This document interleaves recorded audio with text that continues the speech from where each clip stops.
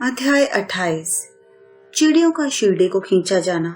लक्ष्मीचंद, बुरहानपुर की महिलाएं, मेघा का निर्वाण। प्राकथन। श्री साईं अनंत हैं। वे एक चींटी से लेकर ब्रह्मांड पर्यंत सर्वभूतों में व्याप्त हैं। वेद और आत्मविज्ञान में पूर्ण पारंगत होने के कारण वे सद्गुरु कहलाने के सर्वथा योग्य हैं। चाहे कोई कितना ही विद्वान क्यों न हो, परंतु यदि वह अपने शिष्य की जागृति कर उसे आत्म स्वरूप का दर्शन न करा सके तो उसे सद्गुरु के नाम से कदापि संबोधित नहीं किया जा सकता। साधारणतः पिता केवल इस नश्वर शरीर का ही जन्मदाता है, परंतु सद्गुरु तो जन्म और मृत्यु दोनों से ही मुक्ति करा देने वाले हैं। अतः वे अन्य लोगों से अधिक दयावंत हैं। श्री साईं बाबा हमेशा कहा करते थे कि मेरा भक्त चाहे 1000 कोस की दूरी पर ही क्यों ना हो, वह शिरडी को ऐसा खींचा चला आता है जैसे धागे से बंधी हुई चिड़िया खिंचकर स्वयं ही आ जाती है।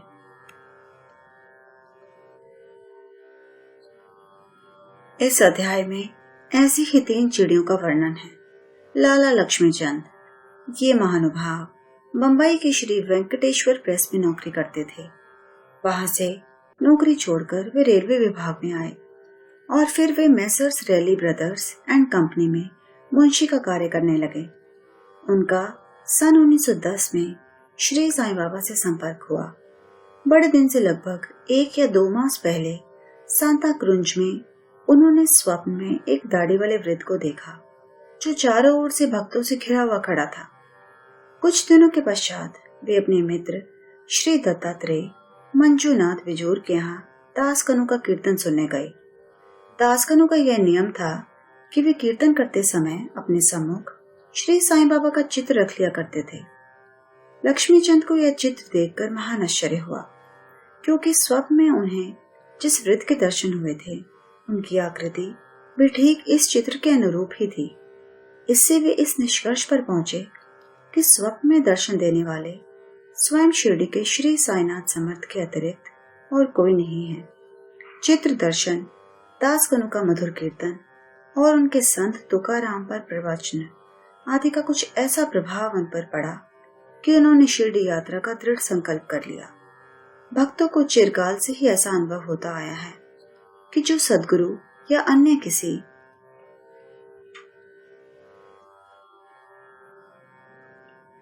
आध्यात्मिक ज्ञान की खोज में निकलता है, उसकी ईश्वर सदैव ही सहायता करते हैं। उसी रात्रि को लगभग 8 बजे उनके एक मित्र शंकर राव ने उनका द्वार खटखटाया और पूछा कि क्या हमारे साथ शिरडी चलने को तैयार हैं। लक्ष्मीचंद के हर्ष का पारावार न रहा और उन्होंने तुरंत ही शिरडी चलने का निश्चय कर लिया।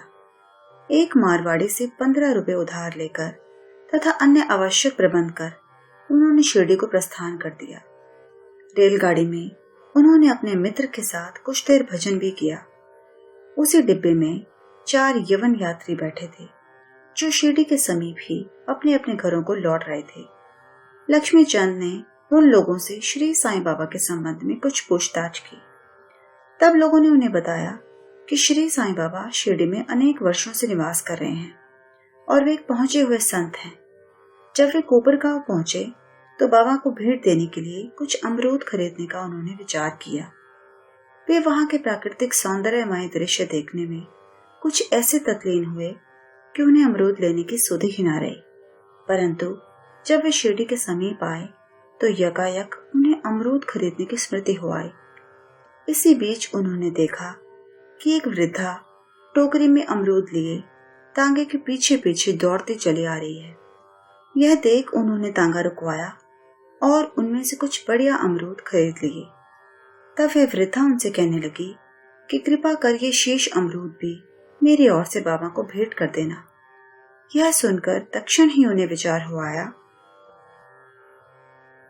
कि मैंने अमरूद खरीदने की जो इच्छा पहले की थी और जिसे मैं भूल गया था, उसी की इस वृद्धा ने पुनः स्मृति करा दी है। श्री साईं बाबा के प्रति उसकी भक्ति देख वे दोनों बड़े चकित हुए। लक्ष्मीचंद ने यह सोचकर कि हो सकता है कि स्वप्न में जिस वृद्ध के दर्शन मैंने किए थे उनकी यह कोई रिश्तेदार हो, वे आगे बढ़े। शिरडी के समीप पहुंचने पर उन्हें दूर से ही मस्जिद में फहराती ध्वजाएं दिखाई दी, जिन्हें देख प्रणाम कर अपने हाथ में पूजन सामग्री लेकर वे मस्जिद पहुंचे और बाबा का यथाविधि पूजन कर वे द्रवित हो गए। उनके दर्शन कर वे अत्यंत आनंदित हुए तथा उनके शीतल चरणों से ऐसे लिपटे जैसे एक मधुमक्खी कमल के मकरंद की सुगंध से मुक्त होकर उससे लिपट जाती है। तब बाबा ने उनसे जो कुछ कहा उसका वर्णन हेमाड पंत ने अपने मूल ग्रंथ में इस प्रकार किया है। साले रास्ते में भजन करते और दूसरे आदमी से पूछते, दूसरे से क्या पूछना, सब कुछ अपनी आंखों से देखना, काहे को दूसरे आदमी से पूछना, सपना क्या झूठा है या सच्चा, कर लो अपना विचार आप। मारवाड़ी से उधार लेने की क्या जरूरत थी, कोई क्या मुराद पूरी। ये शब्द सुनकर उनकी सर्वव्यापकता पर लक्ष्मी चंद को बड़ा अचंभा हुआ। वे बड़े लज्जित हुए कि घर से शिरडी तक मार्ग में जो कुछ हुआ उसका उन्हें सब पता है। इसमें विशेष ध्यान देने योग्य बात केवल यही है कि बाबा यह नहीं चाहते थे कि उनके दर्शन के लिए कर्ज लिया जाए या तीर्थ यात्रा में छुट्टी मनाए। सांझा दोपहर के समय जब लक्ष्मी चंद भोजन को बैठे तो उन्हें एक भक्त ने सांझे का प्रसाद ला कर दिया, जिसे पाकर वे बड़े प्रसन्न हुए। दूसरे दिन भी वे एक सांझा की आशा लगाए बैठे रहे, परंतु किसी भक्त ने वह प्रसाद न दिया जिसके लिए वह अति उत्सुक थे। तीसरे दिन दोपहर की आरती पर बाबू साहेब जोग ने बाबा से पूछा कि निवेद्य के लिए क्या बनाया जाए। तब बाबा ने उनसे सांझा लाने को कहा। भक्तगण 2 बड़े बर्तनों में सांझा भर कर ले आए। लक्ष्मी चंद को भूख भी अधिक लगी थी, साथ ही उनकी पीठ में दर्द भी था। बाबा ने लक्ष्मी चंद से कहा, तुमको भूख लगी है, अच्छा हुआ, कमर में दर्द भी है, लो अब सांझे की ही दवा करो। उन्हें पुनः अचंभा हुआ कि मेरे मन के समस्त विचारों को उन्होंने जान लिया है, वस्तुतः वे सर्वज्ञ हैं। कुदृष्टि। इस यात्रा में एक बार उनको चावड़ी का जुलूस देखने का भी सौभाग्य प्राप्त हो गया। उस दिन बाबा कफ से अधिक पीड़ित थे। उन्हें विचार आया कि इस कफ का कारण शायद किसी की नजर लगी हो। दूसरे दिन प्रातःकाल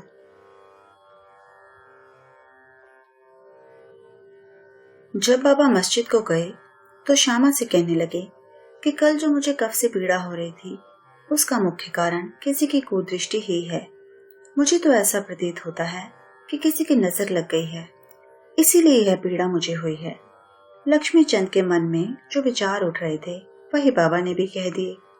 बाबा की सर्वज्ञता के अनेक प्रमाण तथा भक्तों के प्रति उनका स्नेह देखकर लक्ष्मी चंद बाबा के चरणों पर गिर पड़े और कहने लगे कि आपके प्रिय दर्शन से मेरे चित्त को बड़ी प्रसन्नता हुई है। मेरा मन आपके चरण कमल और भजनों में ही लगा रहे। आपके भय नाशक चरणों का स्मरण करते हुए मेरा जीवन आनंद से व्यतीत हो जाए, ऐसी मेरी आपसे विनम्र प्रार्थना है। बाबा से आशीर्वाद तथा उदी लेकर वे अपने मित्र के साथ प्रसन्न और संतुष्ट होकर मार्ग में उनकी कीर्ति का गुणगान करते हुए घर वापस लौट आए और सदैव उनके अनन्य भक्त बने रहे। शिरडी जाने वालों के हाथ वे उनको हार, कपूर और दक्षिणा भेजा करते थे। बुरहानपुर की महिला। अब हम दूसरी चिड़िया का वर्णन करेंगे। एक दिन बुरहानपुर में एक महिला ने स्वप्न में देखा कि श्री साईं बाबा उसके द्वार पर खड़े भोजन के लिए खिचड़ी मांग रहे हैं। उसने उठकर देखा तो द्वार पर कोई भी न था। फिर भी वह प्रसन्न हुई और उसने यह स्वप्न अपने पति तथा अन्य लोगों को सुनाया। उसका पति डाक विभाग में नौकरी करता था। वे दोनों ही बड़े धार्मिक थे। जब उनका स्थानांतरण अकोला को हुआ तो दोनों ने शिरडी जाने का भी निश्चय किया और एक शुभ दिन उन्होंने शिरडी को प्रस्थान कर दिया। मार्ग में गोमती तीर्थ होकर वे शिरडी पहुंचे और वहां 2 माह तक ठहरे। प्रतिदिन वे मस्जिद जाते और बाबा का पूजन कर आनंद से अपना समय व्यतीत करते थे। यद्यपि दंपत्ति खिचड़ी का नैवेद्य भेंट करने को ही आए थे, परंतु किसी कारणवश उन्हें 14 दिनों तक ऐसा संयोग प्राप्त न हो सका। उनकी स्त्री इस कार्य में अब अधिक विलंब न करना चाहती थी। इसीलिए जब 15वें दिन दोपहर के समय वह खिचड़ी लेकर मस्जिद में पहुंची तो उसने देखा कि बाबा अन्य लोगों के साथ भोजन करने बैठ चुके हैं। पर्दा गिर चुका था, जिसके पश्चात किसी का साहस न था कि वह भीतर प्रवेश कर सके, परंतु वह एक क्षण भी प्रतीक्षा न कर सकी और हाथ से पर्दा हटाकर भीतर चली आई। बड़े आश्चर्य की बात थी कि उसने देखा कि बाबा की इच्छा उस दिन सबसे पहले खिचड़ी खाने की ही थी, जिसकी उन्हें आवश्यकता थी। जब वह थाली लेकर भीतर आई तो बाबा को बड़ा हर्ष हुआ और वे उसी में से खिचड़ी के ग्रास लेकर खाने लगे।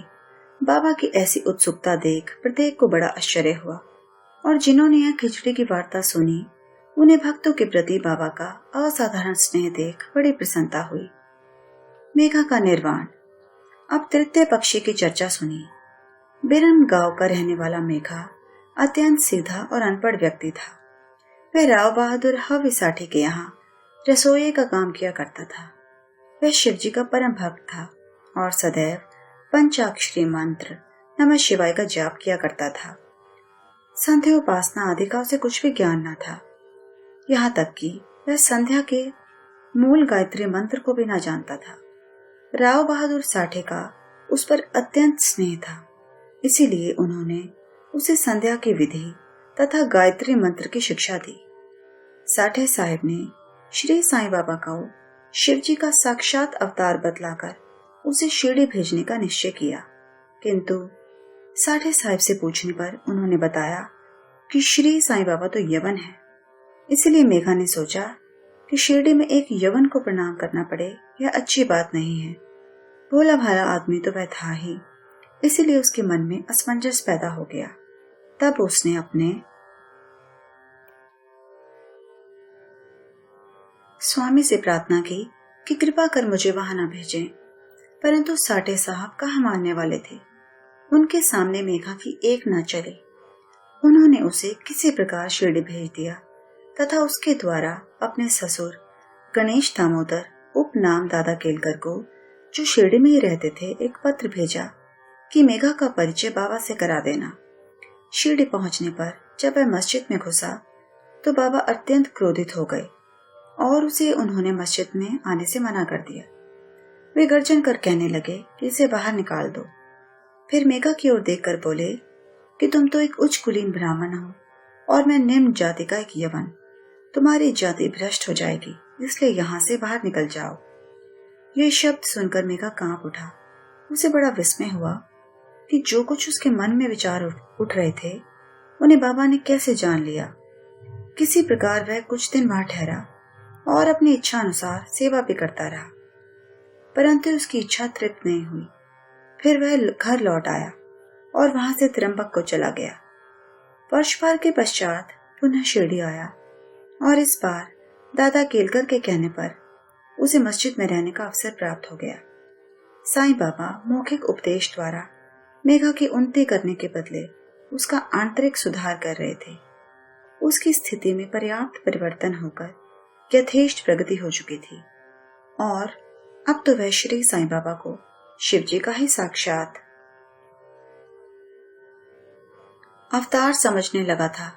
शिव पूजन में बिल पत्रों की आवश्यकता होती है, इसीलिए अपने शिवजी यानी बाबा का पूजन करने हेतु बिल पत्रों की खोज में वह मीलों दूर निकल जाया करता था। प्रतिदिन उसने ऐसा नियम बना लिया था कि गांव में जितने भी देवालय थे प्रथम वहां जाकर वह उनका पूजन करता और इसके पश्चात ही चरणामृत पान करता था। एक बार ऐसा हुआ कि खंडोबा के मंदिर का द्वार बंद था, इस कारण वह बिना पूजन किए ही वहां से लौट आया और जब वह मस्जिद में आया तो बाबा ने उसकी सेवा स्वीकार न की तथा उसे पुनः वहां जाकर पूजन कराने को कहा और उसे बतलाया कि अब मंदिर के द्वार खुल गए हैं। मेघा ने जाकर देखा कि सचमुच मंदिर के द्वार खुले थे। जब उसने लौटकर यथाविधि पूजा की तब कहीं बाबा ने उसे अपना पूजन करने की अनुमति दी। गंगा स्नान। एक बार मकर संक्रांति के अवसर पर मेघा ने विचार किया कि बाबा को चंदन का लेप करूं तथा गंगा जल से उन्हें स्नान कराऊं।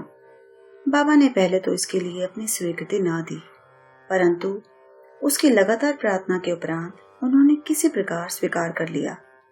गोदावरी नदी का पवित्र जल लाने के लिए मेघा को 8 कोस का चक्कर लगाना पड़ा।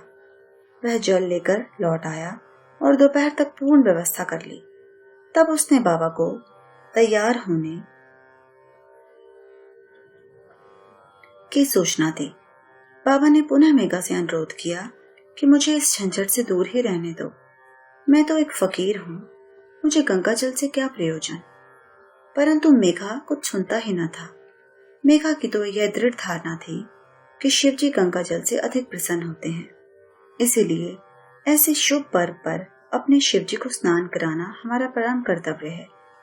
अब तो बाबा को सहमत होना ही पड़ा और नीचे उतरकर वे एक लकड़ी के तख्ते पर बैठ गए तथा अपना मस्तक आगे करते हुए कहने लगे कि अरे मेघा, कम से कम इतनी कृपा तो करना कि केवल मेरे सिर पर ही पानी डालना। सिर शरीर का प्रधान अंग है और उस पर पानी डालना ही पूरे शरीर पर पानी डालने की सदृश है। मेघा ने अच्छा अच्छा कहते हुए बर्तन उठाकर सिर पर पानी डालना प्रारंभ किया। ऐसा करने से उसे इतनी प्रसन्नता हुई कि उसने उच्च स्वर में हर हर गंगे कहते हुए समूचे बर्तन का पानी बाबा के संपूर्ण शरीर पर उड़ेल दिया और फिर पानी का बर्तन एक और रखकर वह बाबा की ओर निहारने लगा। उसने देखा कि बाबा का तो केवल सिर ही भीगा है और शेष भाग ज्यों का त्यों बिल्कुल सूखा ही है। यह देख उसे बड़ा आश्चर्य हुआ। त्रिशूल और पिंडी। मेघा बाबा का 2 स्थानों पर पूजन करता था। पहले वह मस्जिद में और फिर वाड़े में नाना साहिब चंदोरकर द्वारा प्राप्त उनके बड़े चित्र को। इस प्रकार यह क्रम 12 मास तक चलता रहा। बाबा ने उसकी भक्ति तथा विश्वास दृढ़ करने के लिए उसे दर्शन दिए। एक दिन प्रातःकाल मेघा जब अत्र निद्रावस्था में अपनी शैया पर पड़ा हुआ था, तभी उसे उनके दर्शन हुए। बाबा ने उसे जागृत जानकर अक्षत फेंके और कहा कि मेघा, त्रिशूल लगाओ। इतना कहकर वे अदृश्य हो गए। उनके शब्द सुनकर उसने उत्सुकता से अपनी आंखें खोली, परंतु देखा कि कोई नहीं है, केवल अक्षत ही यहाँ वहां बिखरे पड़े हैं। तब वह उठकर बाबा के पास गया और उन्हें अपना स्वप्न सुनाने के पश्चात उसने उन्हें त्रिशूल लगाने की आज्ञा मांगी। बाबा ने कहा, क्या तुमने मेरे शब्द नहीं सुने कि त्रिशूल लगाओ? यह कोई स्वप्न नहीं, परंतु मेरी प्रत्यक्ष आज्ञा थी। मेरे शब्द सदैव अर्थपूर्ण होते हैं, थोथे पोचे नहीं। मेघा कहने लगा कि आपने दया कर मुझे निद्रा से तो जागृत कर दिया है, परंतु सभी द्वार पूर्ववत ही बंद देखकर मैं मूढ़मती भ्रमित हो उठा हूँ कि कहीं स्वप्न तो नहीं देख रहा था। बाबा ने आगे कहा कि मुझे प्रवेश करने के लिए किसी द्वार की आवश्यकता नहीं है, न मेरा कोई रूप ही है और न ही कोई अंत। मैं सदैव सर्वभूतों में व्याप्त हूँ। जो मुझ पर विश्वास रखकर सतत मेरा ही चिंतन करता है, उसके सब कार्य मैं स्वयं ही करता हूँ और अंत में उसे श्रेष्ठ गति देता हूँ। मेघा वाड़े को लौट आया और बाबा के चित्र के समीप ही दीवार पर एक लाल त्रिशूल खींच दिया। दूसरे दिन एक रामदासी भक्त पुणे से आया। उसने बाबा को प्रणाम कर शंकर की एक पिंडी भेंट की। उसी समय मेघा भी वहां पहुंचे। तब बाबा उनसे कहने लगे कि देखो, शंकर भोले आ गए हैं, अब उन्हें संभालो। मेघा ने पिंडी को देखा तो उसे बड़ा विस्मय हुआ। वह वाड़े में आया। इस समय काका साहेब दीक्षित स्नान के पश्चात सिर पर तौलिया डाले साईं नाम का जाप कर रहे थे। तभी उन्होंने ध्यान में एक पिंडी देखी, जिससे उन्हें कौतूहल सा हो गया था। उन्होंने सामने से मेघा को आते देखा। मेघा ने बाबा द्वारा प्रदत्त वह पिंडी काका साहेब दीक्षित को दिखाई। पिंडी ठीक वैसी ही थी जैसे कि उन्होंने कुछ घड़ी पूर्व ध्यान में देखी थी। कुछ दिनों में जब त्रिशूल का खींचना पूर्ण हो गया तो बाबा ने बड़े चित्र के पास, जिसका मेघा नित्य पूजन करता था, उस पिंडी की स्थापना कर दी। मेघा को शिव पूजन से बड़ा प्रेम था। त्रिपुंड खींचने का अवसर देकर तथा पिंडी की स्थापना कर बाबा ने उसका विश्वास दृढ़ कर दिया। इस प्रकार कई वर्षों तक लगातार दोपहर और संध्या को नियमित आरती तथा पूजन कर सन 1912 में मेघा पर लोकवासी हो गया। बाबा ने उसके मृत शरीर पर अपना हाथ फेरते हुए कहा कि यह मेरा सच्चा भक्त था। फिर बाबा ने अपने ही खर्च से उसका मृत्यु भोज ब्राह्मणों को दिए जाने की आज्ञा दी, जिसका पालन काका साहेब दीक्षित ने किया। श्री सद्गुरु साईनाथ अर्पणमस्तु। शुभम भवतु।